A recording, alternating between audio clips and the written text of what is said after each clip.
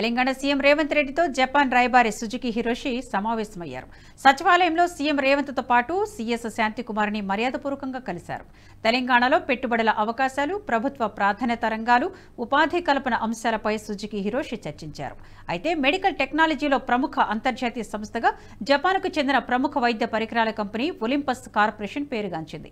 ఈ సంస్థ హైదరాబాద్లో తన R&D ఆఫ్షోర్ డెవలప్మెంట్ సెంటర్ ఏర్పాటు చేసేందుకు ముందుకు వచ్చింది.